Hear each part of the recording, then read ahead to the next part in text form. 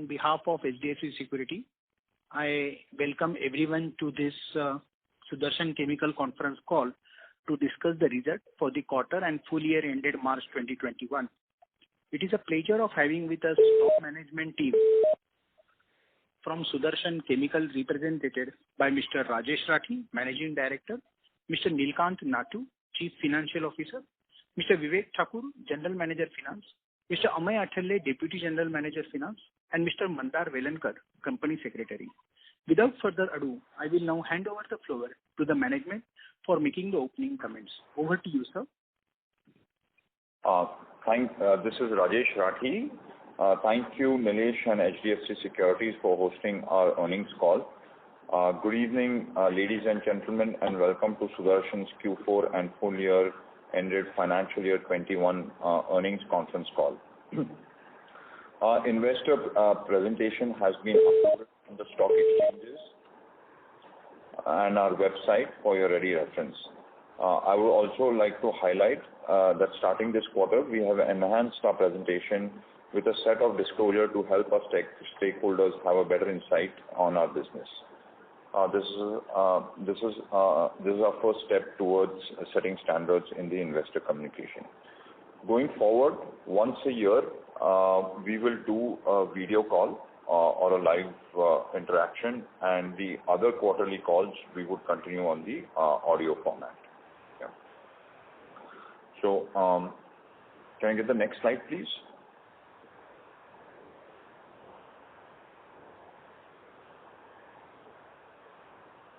So, just to give you a glimpse of the company, I think Sudarshan has become a leading world-class color solution provider with emphasis where we want to create sustainable and exceptional results. We have, from an infrastructure perspective, we have two world-class sites, one in Roha and Mahad, which are very much scalable from both the effluent, all the infrastructure perspective, and we have a dedicated R&D site on the outskirts of Pune.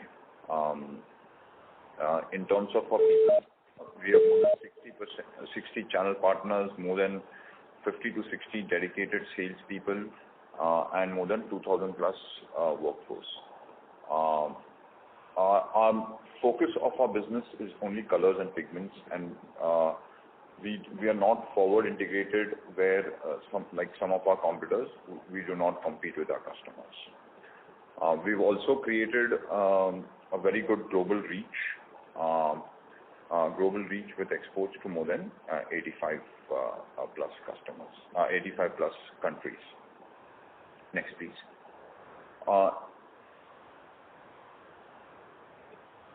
In terms of our reach, we have created a direct sales office in all the important continents. So, for example, wherever we have offices, we have a dedicated sales team, a dedicated technical service representative, and we carry our own stocks in that area, right? The latest addition of our subsidiaries is Sudarshan Japan. Next slide, please.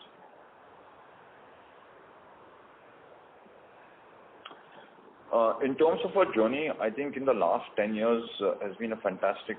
Our growth CAGR has been more than 10%, and we have now become, we've now become a pure pigment play, a focused pigment player company. We did have small businesses in agrochemicals, master batches, and some engineering businesses, some of which we've already divested. I would say 10 to 12 years ago, it would have been difficult to, globally look at where we stand, but today we stand very tall and being the third largest pigment producer in the world. Our domestic market share is, more than 35% in India. We did, in the last 10 years, there's been a big transformation in our R&D. Though we always were a technically led company, I think we've laid a great emphasis on both R&D and application labs and created world-class centers in both India and Germany. Having in the last 10 years transformed our product range from a commodity-based classical pigments into high-performance pigment range, cosmetic range. This entire range has been created within the created with our own know-how. If you look at today, our renewable energy stands at about 20%. 10 years ago, we had 0%. In terms of our CAGR, as I mentioned, 10%, earning per share, in the last 3 years itself, it's more than doubled. We continue to invest, and that's how our gross block has increased. Yes, please. Next slide, please. Yeah. There's a huge market which we address. The direct addressable market, I would say, is $8.6 billion. And the largest market for us is paints or coatings. Then would be, I would say, inks, plastics, and then cosmetics. And we have a very niche range for each of these applications. Yes, please. So, if you look at the pigment industry update, due to COVID-19, some of these segments have been doing better than the others. For example, plastics has seen the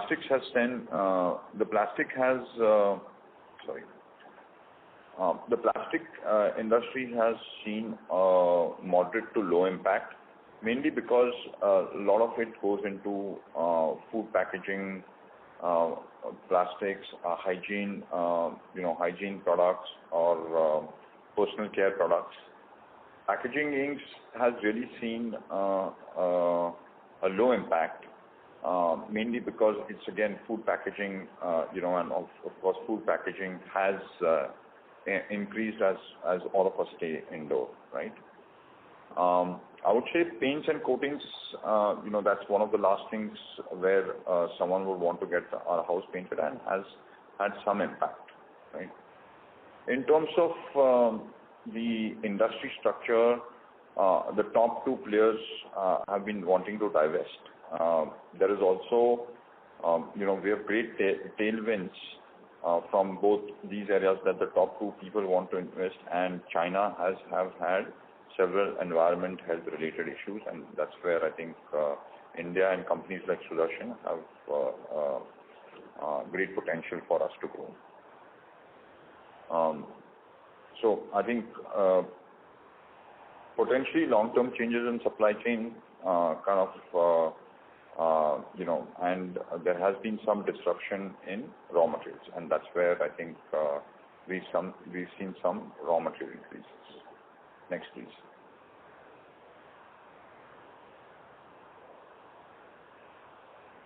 If you look at our capex plan, we had embarked on some time ago on a 600 crore ambitious capex plan, out of which some of our capexes did get delayed because of COVID, but I'm glad to inform you that none of our capexes were cancelled, right? We went ahead with all because they were all sound capexes looked at growth. So out of which I think only the capex which has not been invested is only about 38 crores out of which.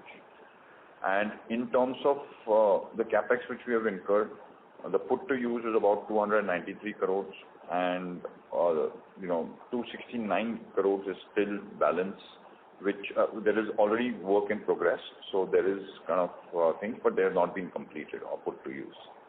Right, out of the 293 crores, 222 crores was put to use in FY20 and 71 crores in FY21. Right, we estimate the balance 307 should get put to use in this financial year. The potential of this sales from this capex would be about 1,000 to 1,200 crores at full capacities. And yeah. Nathu sir, over to you. Thank you. Hello. Yes, sir, we can hear you. Am I audible? Yeah, thank you. Thank you, Mr. Rathi. Good evening, everyone. I will briefly update you on our financial performance for the fiscal year 2021 and for the quarter Q4 FY21. Next slide.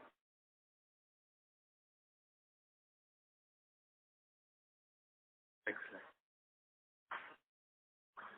Yeah. Starting with the full year performance, the total income from operation on consolidated basis was at rupees 1,864 crore as compared to rupees 1,708 crore for the previous year, a growth of 9%. In spite of the COVID disruption continuing in H2 of financial year 21, we were well placed to mitigate the challenges to our business caused by the nationwide lockdown in H1. H1 revenue stood at rupees 781 crore for the financial year, while H2 revenue was strong and stood at 1,083 crore. EBITDA for the year was at rupees 288 crore with the margins of 15.4% as compared to rupees 246 crore in the previous year with the margin at 14.4%. Profit after tax, excluding exceptional items, is at rupees 140 crore as compared to rupees 109 crore. Next.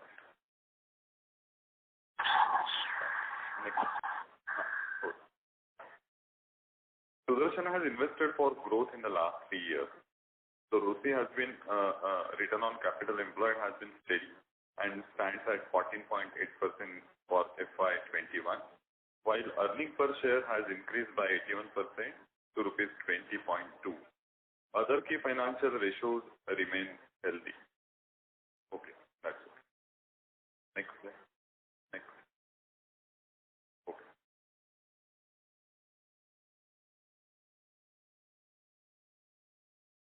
Next slide. Next. Yeah. For FY21, income from operation of pigment business stood at 1,753 crore as compared to rupees 1,590 crore over the previous year, a growth of 10% year-on-year. EBITDA has improved from 14.7% in FY20 to 16% in FY21. Next. Export sales is at rupees 897 crore as compared to rupees 783 crore in FY20, a growth of 14% year-on-year. Domestic sales grew by 6% year-on-year and stood at 856 crore. Next. The sales from our specialty pigment business is at rupees 1,203 crore, which is 69% of our revenue. Non-specialty sales contribute 31% of our revenue and stood at 550 crore. Next. Now coming to our quarterly financial performance. Our consolidated income from operation for the quarter stood at 577 crore as compared to rupees 449 crore for the corresponding period of the previous year, recording a robust growth of 28% year-on-year. EBITDA for the quarter stood at rupees 87 crore as compared to rupees 54 crore in Q4 FY20. EBITDA margin is at 15.2% as compared to 12% for the same period last year. Profit after tax is at rupees 48 crore as compared to rupees 17 crore during the same period last year. PAT grew by 176% year-on-year. As highlighted on the previous call, we opted for the new tax regime from financial year 1920. Next. Now on the pigment business, the income from operations stood at rupees 533 crore, a growth of 33% year-on-year. Company continues to see good on as also in all categories of product lines. Next. Hold. Gross margin for the quarter 40%, as compared to 43.9% during the same period of the previous year. The withdrawal of Export Incentive Scheme, MEIS, had an impact of 1% on margin year-on-year. Details of the rate under the new scheme roadmap are yet to be released, and thus income for the same has not been accrued. We saw sharp price increases midway through the quarter in the several intermediate products. We are in the process of passing on this incremental cost to our customers. However, normally there is a lag of a quarter in completing the entire process. Next. Domestic sales for the quarter were at rupees 273 crore as compared to rupees 20 crore, a growth of 33% year-on-year. Export sales stood at rupees 260 crore as compared to 196 crore, growing at 32% year-on-year. The specialty sales stood at rupees 363 crore as compared to 284 crore for the previous year, up by 28%. Specialty sales includes the revenue from Azo, high performance pigment, cosmetics and dispersion. Non-specialty sales for the quarter stood at rupees 170 crore as compared to rupees 118 crore for the same period, up by 43% year-on-year. Non-specialty sales includes revenue from halothane, inorganic and effect pigment for use in plastic and textile industry. I want to highlight that we have enhanced our disclosures from this quarter to share domestic and export split along with the specialty and non-specialty pigment sales. This being a transition quarter, we will share volume growth data as well. The specialty volume grew 27% compared to Q4 FY20, while non-specialty grew by 42%. Going forward, we will disclose only value split, which is more representative of our business drivers. Next. Coming to the business outlook. Next slide. CapEx projects under commissioning to drive our future growth and bring in EBITDA improvement. We will continue focus on expanding our product portfolio and deeper penetration in select international geographies. Improvement in return on capital (ROCE) will continue as a key initiative. Our manufacturing plant continues to operate in line with various directives of the government amid second wave. We at Sudarshan continue to deploy and practice necessary safety precautions regularly to ensure continuity and uninterrupted functioning of our plant. Safety and welfare of our employees continue to be of utmost importance to us as we continue to deliver on our stated goals. We look forward to continuing our growth journey and delivering value to all our stakeholders. With this, I now open the floor for question and answer session. Thank you. Thank you very much. Ladies and gentlemen, we will now begin the question and answer session. Anyone who wishes to ask a question may press star and 1 on their touchtone phone. If you wish to remove yourself from the question queue, you may press star and 2. Participants are requested to use handsets while asking a question. Ladies and gentlemen, we will wait for a moment while the question queue assembles.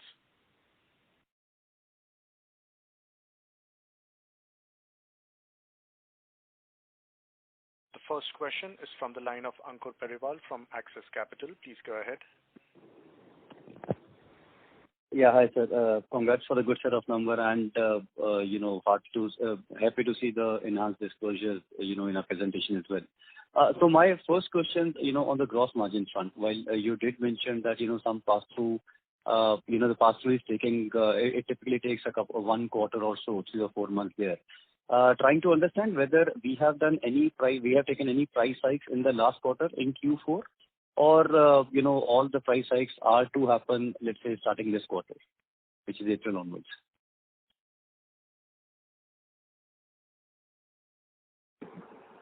So, this is Rajesh here, and Nathuji, if you want to add, I think we've already started that price increase discussion, and we did pass on some increases in March too. Okay, fair enough. Nathuji, you want to add? Sorry. No, sir. I think you have covered. So, Ankur, we have started doing the price increases. Couple of customers we have initiated. Couple of customers we will start getting the price increases from this quarter. Sure. And second thing, just as a follow-up to this, now incrementally, if I go back our earlier commentary as well, a large part of the capex is going into the premium, the specialty segment there, right? So ideally speaking, the margin expansion should continue going ahead, given a favorable growth on the specialty side, wherein we are expanding capacity. Will that be a fair understanding?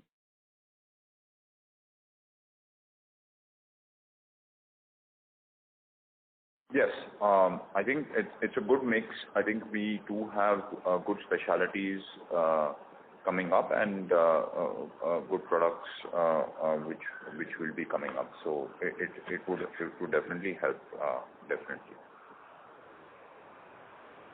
Sure. Sir, another question on slide number 9, wherein, we had explained our capex plans. So 600 odd crores and, you had highlighted a revenue potential of 1,000-1,200 crores on that. So just one clarification, this 1,000-1,200 crore incremental revenue is on total 600 crore capex, because that includes a number which was incurred in financial year 20 and 21 as well. Or this is incremental, started taking 21 as a base? So this is total for the 600 crore investment.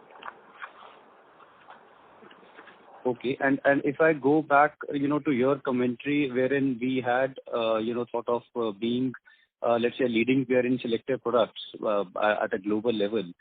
With all this capex coming in, we believe, large part of that investment is already done, or there could be a second phase of this investment, which maybe can happen 6 months out or 12 months out.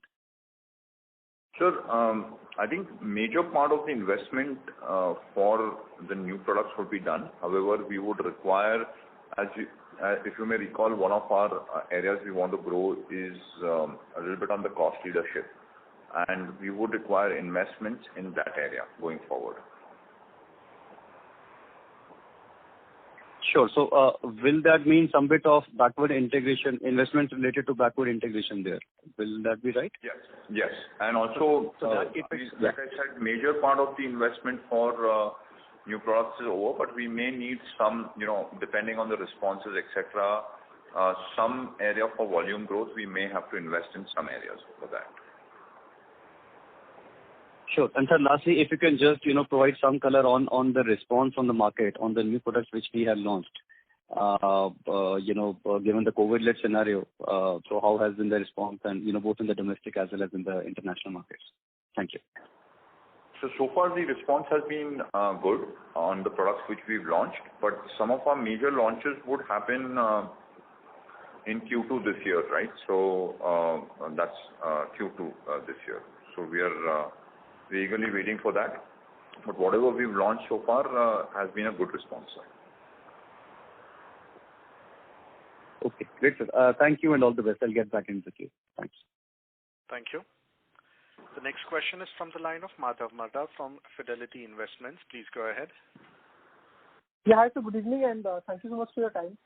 I just wanted to get an update from you on the two players that are looking to sort of exit the market, and then, like you also mentioned, the trends from China are also favorable for the company. So, have the two players already started sort of divesting some of their portfolio because of the M&A that will be happening, or that's the trigger which will play out more in the future, or has that already started happening?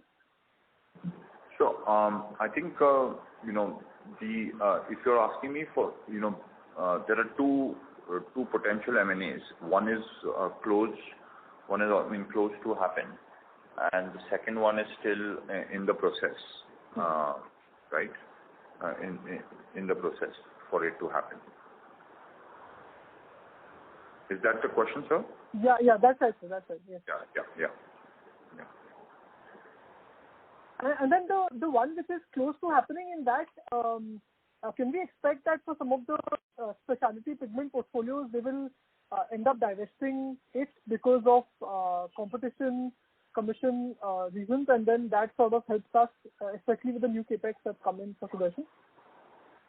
So I think there are two parts to it, sir. There is obviously, given that two big players are merging, and we are hoping that that will give some sense that customers would want to divest their portfolio, right? That's the major potential one we are looking for to kind of gain from. Okay, sir. Okay, good. And the other question that I had was, right now it seems like we are coming to the end of one phase of our growth capex. Once the 600 crore capex comes in, then I'm assuming for the next sort of 3 years odd, we are covered with the capex that we've already done, and it will be more about sweating the assets and ramping up the revenues. So the next major leg of growth capex probably is more 2023, 2024. Is that how we should be thinking right now?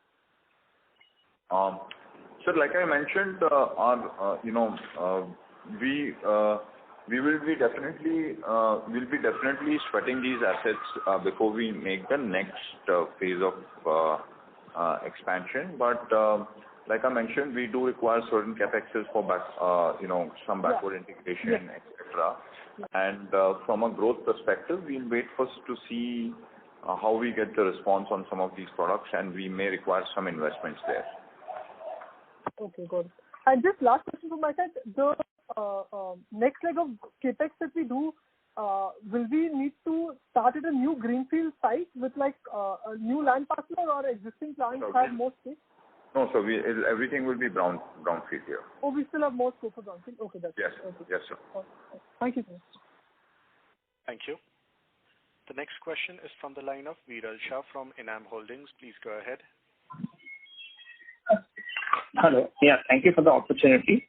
Sir, just continuing on the capex bit, so we needed more clarity. Here in the presentation, you mentioned that the current capex plan is 600 crores, whereas earlier we have guided for 1,000 crores capex plan. So I think in part you did mention that some of it will be for backward integration. So is it right to understand that you will spend 400 crores for backward integration?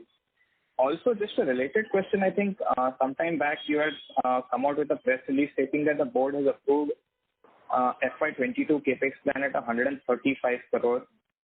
So this differential of 135 crores and 38 crores, can you help us understand that as well? So firstly, I think the 1,000 crores was a mega investment plan which we had signed with the government of Maharashtra, that over the phase and in the next over some period we would make that investment, right? So that wasn't the 600 capex plan was approved by the board, which we are executing right now. So that's the other part, and 135 crores is being planned over and above this 600 crores which the board has sanctioned. Nathuji, you want to add any clarifications? No, sir. I think you have. Okay. Yeah. So would it be fine to assume that FY22 capex outflow will be 175 crores? That's 135 plus 38, which is yet to be made. Plus we've not put to use the balance, right?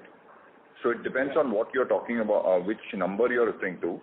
We'll be putting. I don't have the chart in front of me, but if you look at the put to Nathuji, can you clarify? I don't have the chart in front of me, but the put to use this year would be how much? 220. Yes, sir. Yeah. Yes, sir. I will just add it. So, Viral, there are two parts to it. Am I audible, Viral? Yes, sir. Yes. Yes. Yeah. So for FY22, out of this 600 crore, what we will put to use is around 307 crore, out of which already 269 crore is incurred as a CWIP. Balance 38 crore we will be incurring. That is first part. Second part, I think you are referring to 135 crore of FY22 new capex which has been approved. So we expect around 80 to 90% of the cash out this year. Okay, perfect. So secondly, on the other expenses during the quarter, they did on a quarter-on-quarter basis, they were higher by around 20 crores.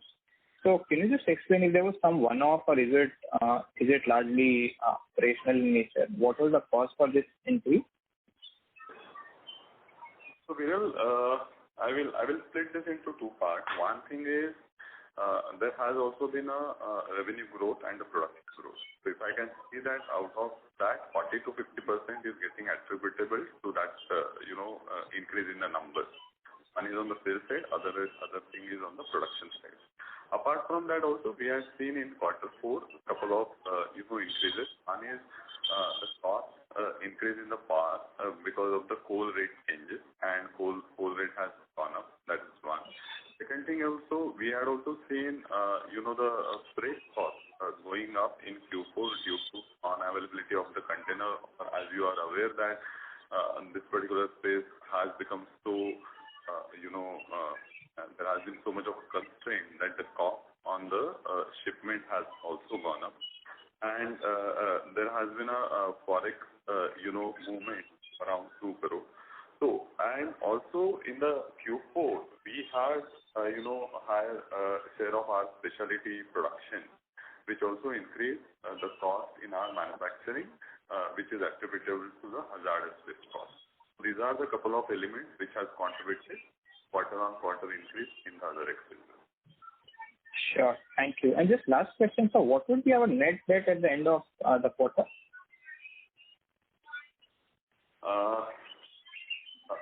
Viral, currently we are at around 600 plus crore, correct? So I would not like to put the number as such, and currently our debt to equity is around 0.8. Rather than getting into quarter, because quarter is a short period, I would like to see what will be the year-end state, and I am confident that we will improve the debt equity. Sorry, let me just rephrase. My question was on the March 2021 year-ending debt. Yeah. So we are March 2021 year-end debt. Net debt is at 614 crore. Okay. Thank you so much. Yeah. Thank you. The next question is from the line of Dhruvam from HDFC Fund. Please go ahead. Yeah, sir. Thank you so much. So just a clarification on the previous answer, you mentioned that the capex for the year is for FY22 will be around 135 crores. But in the slide you have mentioned that the remaining capex is about 38 crores for FY22. So the remaining is for?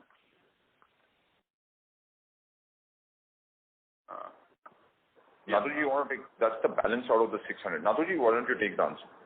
Yes. So the slide which you can see in our deck, that is slide number 9, it gives the overall plan against the 600 crore capex plan. So that balance 38 crore is out of our initial plan of 600 crore. The 135 crore which the earlier participant has asked, this is the new capex which has been sanctioned in the last board meeting. Oh, okay. Got it. And this capex is pertaining to a new set of products or backward integration? No, this set of products is this is more towards the infrastructure. Okay. So I'm trying to understand, will this give a revenue boost or this should give just a margin boost? That is the objective. The 135 crores out the 35 crores majorly will be kind of looking at some of the infrastructures, etc., for further growth for the future. Oh, okay. Got it. For future. Got it. The second question was, you mentioned that the share of specialty for you for the full year basis is upwards of 60%, almost 16.9% if I'm not wrong. Yeah. In FY21. And the future capex, that the 600 crore capex, which is giving a revenue of about 1,000 crores, I would believe that the share is broadly similar, 60-40 or 70-30. But one of the argument earlier was that the incremental capex has a higher share of specialty, and that is a result, it should give a margin boost overall. So from FY20, FY21 levels, it should give a margin boost. But it seems the specialty share remains broadly the same. So just wanted to understand what am I missing. Is it that the new set of products are much more value accretive than the existing specialty share, or what is it? Nathuji, you want to take this question?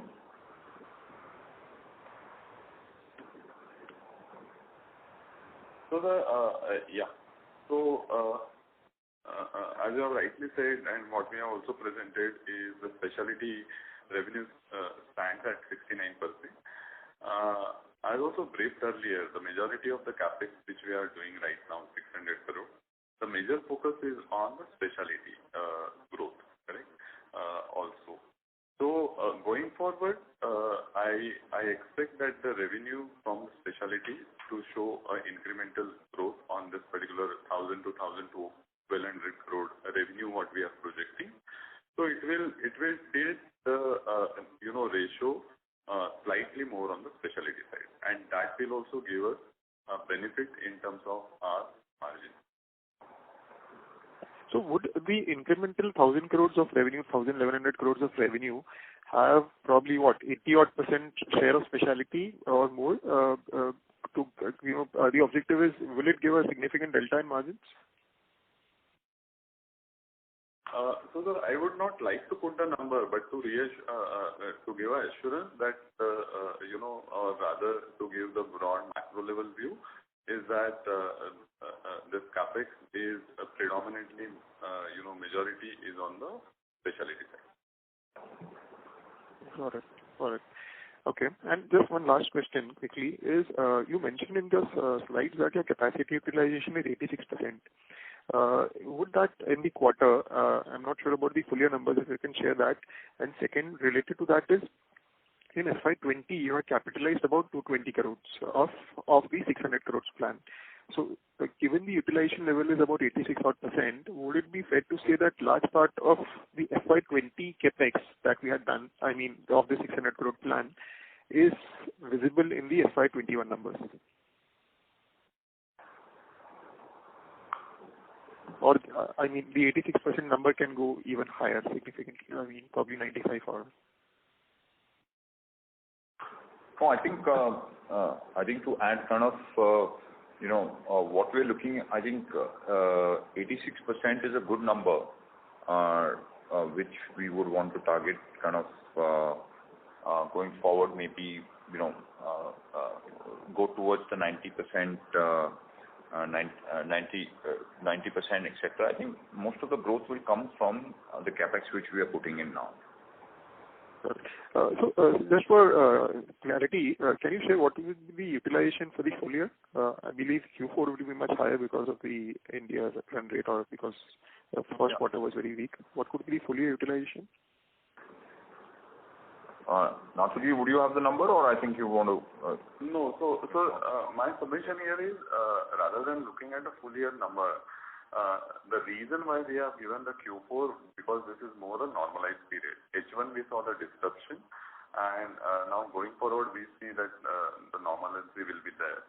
So that's the reason we thought that we will only put the Q4 number. Got it. Okay. Sure, sir. I have more questions. I'll join the queue. Thank you so much, sir. Thanks. Thank you. The next question is from the line of Kunal Mehta from Vallum Capital. Please go ahead.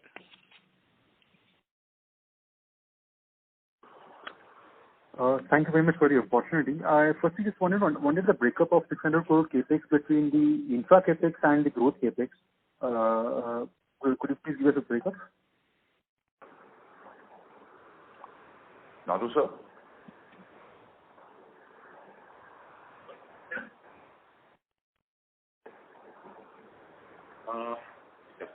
So this is the whole point. The reason why we want to present this slide is the entire 600 crore. It has a mix of the various elements, but finally what we are looking at as a company that the potential, rather than splitting that between growth and infrastructure, we see this as a holistic basis that this 600 crore is needed in various buckets for us to aspire to get this revenue of 1,000 to 1,200 crore.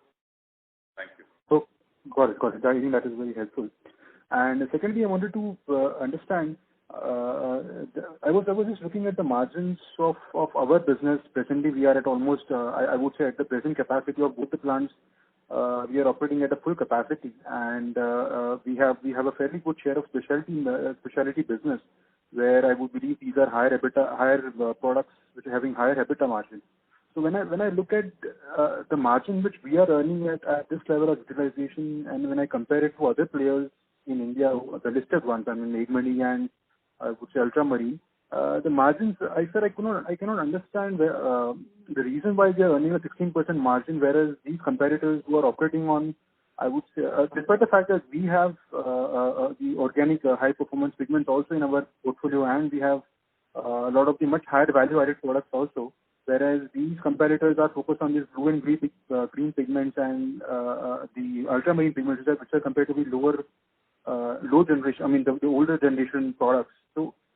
So can you, what I wanted to understand is what is the reason we cannot, even on this level of existing plant utilizations and this level of demand, we cannot go to more than 17-18% margin. I mean, can we go to 20% margin even in this base business right now?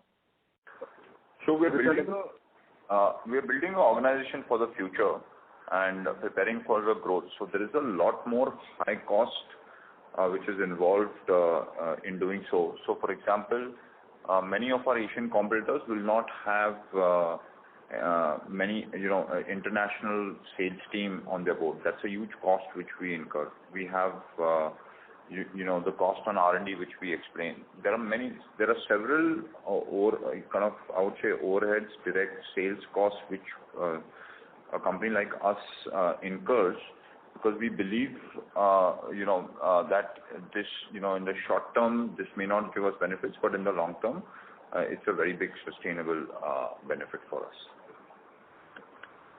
Got it. And so just one final question from. So just wanted to understand this.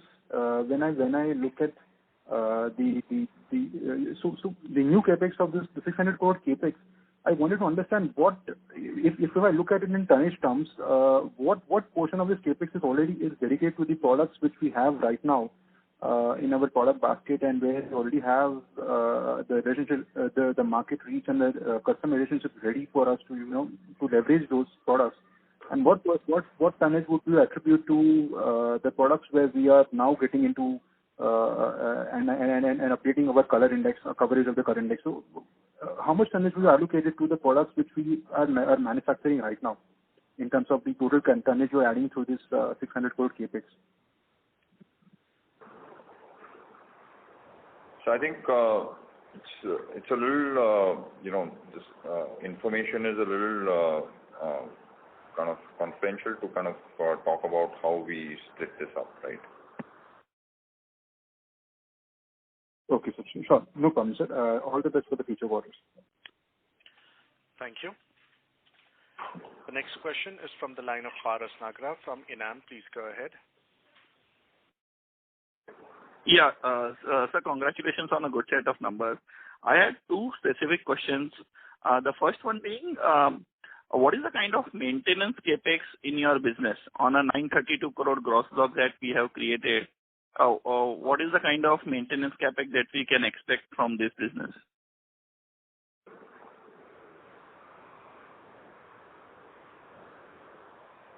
Nandu sir? Yeah.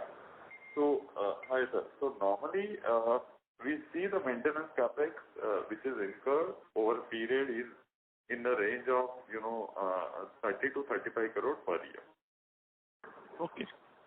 But and the same trajectory should continue going ahead?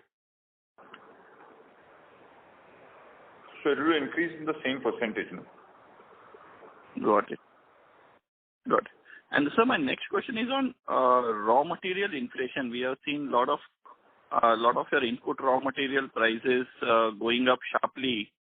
What is the kind of raw material inflation, as well as if you could give us some color on the procurement and sourcing strategy also with respect to China? How much is the current China mix, and the whole raw material basket, how it is moving? Thank you, sir. I think basically we've seen an all-around increase in raw materials in several of the categories, very steep increases, and whether they're acetic acid based or whether they're whether they were phthalic, urea based, etc. So we've seen an all-around increase in raw material cost. the split of our China and India has not changed much. It still remains. It's still at the same area. We are hoping that looking at how the commodity prices, metals, everything has increased, we are hoping that things will settle down, and our endeavor has been to kind of really drive some of these, kind of pass on these increases to our customers. Having said this, the increases are quite steep, and we remain concerned that if such a large, it should not finally affect the ultimate demand, right, when the cost increases are so high.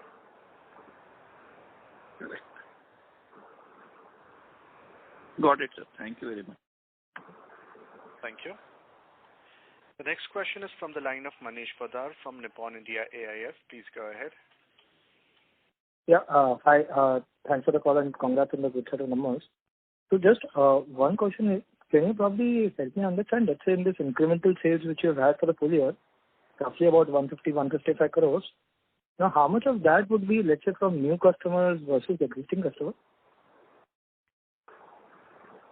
So that's a little bit too narrow a data point to kind of share.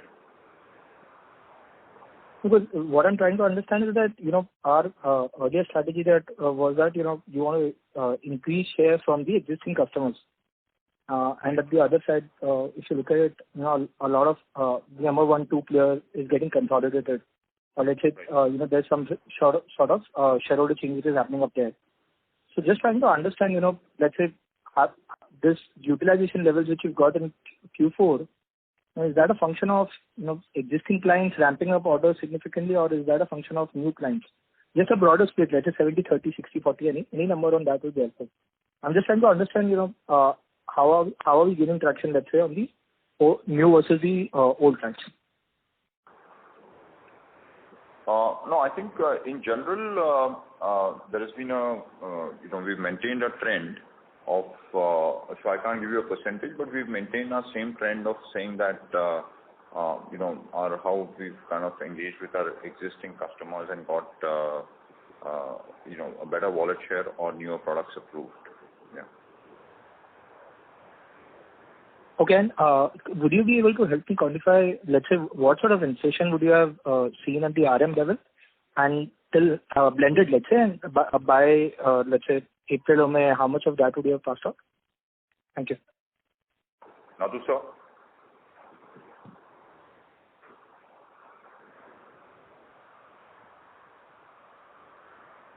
Hi.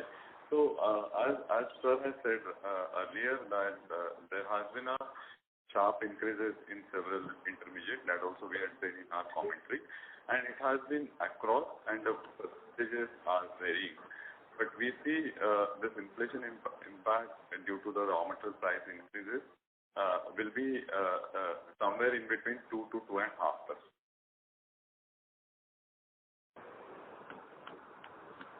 Okay. Thank you. Thank you. Thank you. The next question is from the line of Sanjay Jain from ICICI Securities. Please go ahead. Yeah, good afternoon, sir, and thanks for the opportunity. Couple of questions. First on the, again, sorry to hop on the capex and the revenue potential. A small clarification, we said that we have a utilization of 86% in the Q4. If I analyze it, it's like a 2,000 odd crores of revenue we are looking at. And when we say 1,000 crores of incremental revenue from entire 600 crores of capex, and we are looking at targeting close to 90% kind of an utilization level. So just want to get a number, what will be the revenue, assuming no new capex is done from the existing capex, what should be the peak revenue that we should be able to achieve?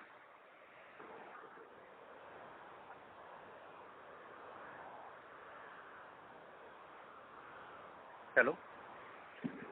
Yeah, 1 minute. Yeah. Sir, can you please repeat your question? There was some lag here. Okay. My question was that now that we are at a 86% utilization level in Q4, and if I annualize it, it's like 2,000 crores of annual revenue. And we have said that the incremental 600 crores of revenue will bring in 1,000 to 1,200 crores of revenue. So, what would be the peak revenue, assuming no new capex is incurred, from the existing gross block? What could be the peak revenue we can achieve, assuming the gross block we are talking is FY22?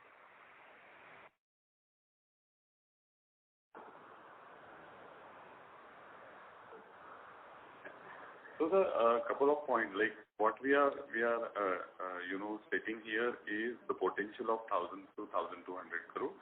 And having said so, we have put couple of capex and that to put to use. It will give this particular projects are in the initial ramp up phase.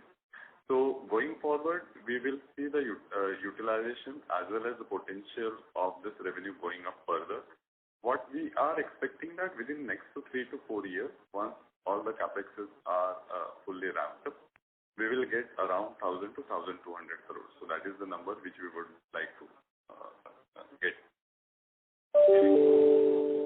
So my question was here that what we are talking of this 1,000 crore, what is the base number we are looking at? It's an FY19 base number or it's a FY21 base number? What is the base number we should hold on and then look at this 1,200 crores of incremental revenue? Oh. Yeah. So, sorry. Then for that particular base number, I think we can refer FY20 because in FY20 we have done the capex which was in the Q4. So FY20 can be taken as a base. Okay. So basically on FY20, we are talking of an additional 1,000 to 1,200 crores of revenue. That's a fair understanding, right? Yes. Thank you. Second question again is on the non-specialty part. The growth looks phenomenally strong. This is despite Chinese increasing the rebate and India cutting the rebate. So it looks like we have combated well. What has been the reason behind this? How were we able to achieve this growth despite such a strong headwind? I think it was a demand supply gap on certain product lines, and that's how we could achieve this growth. And this is sustainable, right? The revenue number is sustainable. There is no one-off gain or. No, that's not one-off, but the growth rates may not be sustainable, but of course we will maintain what. Absolute revenue. I'm talking about exit revenue. That is sustainable, right? Yeah. Okay. My last question again on a gross profit margin, which Nachuti said that we may look at a pressure of 200 to 250 basis points. So will we go back to say 40% before we jump back to 44%? Is that the right understanding, or you think this time it will be a much smoother transition than last time when the volatility in the raw material prices were there, we went up to 37%. So what changes the scenario this time over the last time? Is the raw material more widespread and it's easily passable, or how should we see this entire gross profit margin trend, say, over next 4 quarters? Yeah. So a couple of points is on the inflation side, when we say that the raw material inflation is in between the range of 2 and 2.5%, it is more on the input side, correct? So there has also been a pricing action which are in place, and as mentioned earlier, we are in the process of increasing the prices and passing on this raw material increases to our end customers. As also briefed by Rajesh sir earlier, that we have to balance the act because the couple of raw material prices has been very sharp. So we need to also see that how we will be able to pass it on to the market. So as a company, we don't see that gross margin will have. We don't want to give a number, but it is not that the entire 2 and 2.5% will be the number which is getting down the gross margin. Our endeavor will be try to minimize the impact as far as possible, so as to maintain the number in the narrowest range. Got it, sir. Got it. That's it from my side, and thanks for answering all questions. Just one last bookkeeping. Can you give up the breakup of specialty and non-specialty? Again, I missed a couple of them actually. Nathuji, I know you said it in your initial remark, but I think I missed a couple of products. Yeah. So when we talk about specialty, we talk about azo, high performance pigment, cosmetic and dispersion. And non-specialty, we talk about halocyanic, inorganic, and the effect pigment. Thank you. Yeah. Thank you. In the interest of time, participants are requested to limit their questions to 2 per participant. The next question is from the line of Gagan Thareja from Kotak. Please go ahead. Yeah. Good evening. Am I audible? Yes. Yes, sir. Yes. Yeah. Sir, the first question is pertaining to the fixed asset turn ratio on the capex. I think if I refer back to your previous call, last quarter's call, you indicated that the total capex of 575 crores, of which 70% is for capacity addition, and on that we'll get a fixed asset turn of 2.5. And if I go further back down to to previous call transcripts, I think generally been indicating that asset turns could be fixed asset turns could be the order of 3 or even more on this capex. But now you're saying 600 crores of capex will give you 1,000 to 1,200 crores of revenue, which is 2x. So what changed? And why is that fixed asset turn ratio, not in line with what you've been indicating in the past? I think there are 2 points. When we were talking about the ratios that time, I think, and that's why we wanted to talk about the total. We were talking only the revenue generating kind of capexes, whereas now we are talking about in totality all the capexes, including the infrastructure capexes and the EBITDA capex. See, so what you're saying is that there's actually 400 crores of capex which is revenue generating, because on using 2.5 as the benchmark, that will give 1,000 crore, and 200 crore is infrastructure. Am I right in that understanding? No, I don't know which figure. Which figures, sir? This is not clear to me. No. What I'm trying to say is that on 600 you get a turnover of 1,200, which means an aggregate turn of 2, right? 1,200 divided by 600. But you're saying that actually only on capacity addition portion out of that 600 you can get an asset turn of 2.5, which means only 400 crores out of 600 crores is capacity addition, because 400 into 2.5 gives me 1,000 crores, and the rest is infrastructure. Is that the correct way to look at it?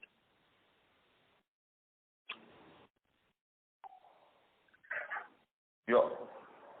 Yes. Okay. And again, referring back to your previous quarter's conference call, you'd indicated a capex of 575, and you said 30%, if I understood the transcript correctly, was related to cost or backward integration measures. Is that what the balance 200 crores out of the total 600 is about?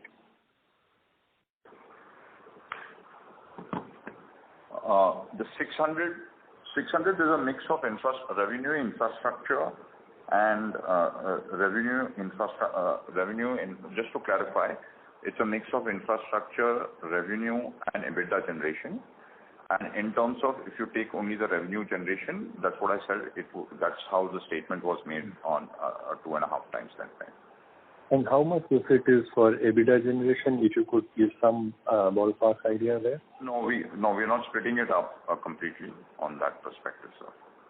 Okay, and the 135 crore that you got the board approval for is entirely focused at backward integration, or is it focused at substituting, the China supply chain and getting... It's not for, as I mentioned earlier, the 135 crores is for some of the infrastructure and putting up some, infrastructure, and some getting on some trials for some of the new products. Not revenue generating. Okay. And lastly, from my side, as the revenue mix moves a little bit more towards specialty or maybe a little bit more towards exports? And does that impact your receivables and inventory cycle in any way? No. Okay. Thank you. That's all from my side. Thank you. The next question is from the line of Dhruvam from HDFC Fund. Please go ahead. Yeah, sir. Thank you for taking it again. Sir, the question is on the 135 crore capex. I just wanted to understand this better. This infra capex, is it for the future expansions that you will do, and that is why you're putting probably the infra, the road, and other things, or is this to support the existing 600 crore capex that we are doing? No. Existing is already all the infrastructure is there. And the infrastructure is more in terms of the effluent treatment, etc., for future expansion. Okay. Got it. So the future, so whenever we expand the next set of capacity, whenever we announce. Yeah, it takes longer for some of the infrastructure to come up, and that's how we are setting it up.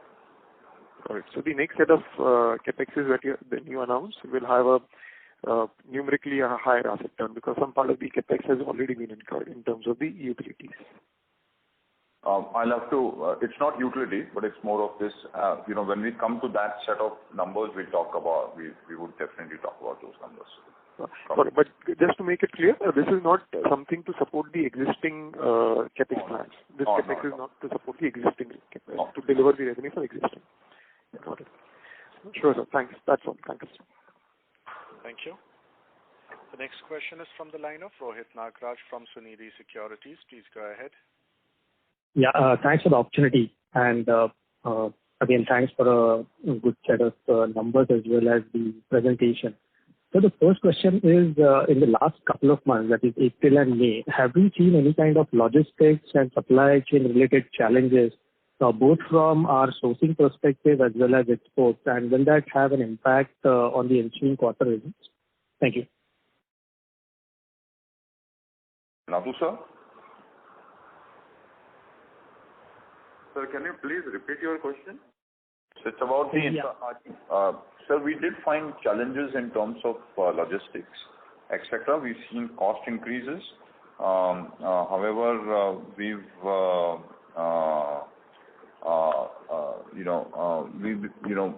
not had any disruption in terms of some delays, etc., but not any disruption in terms of sales.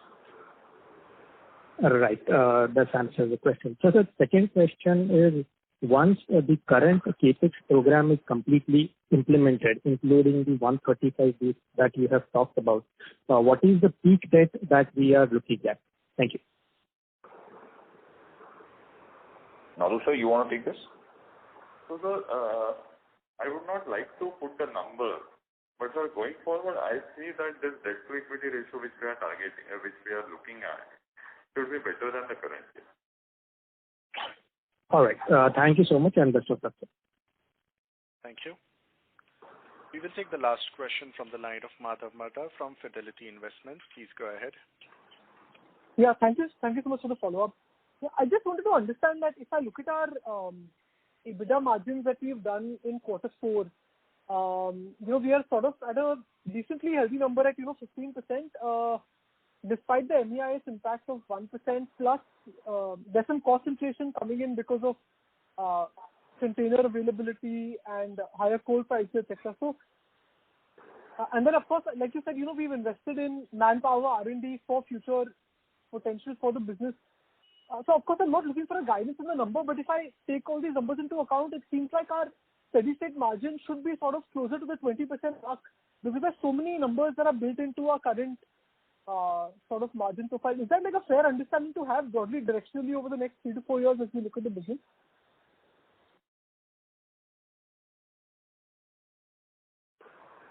Nathu, sir?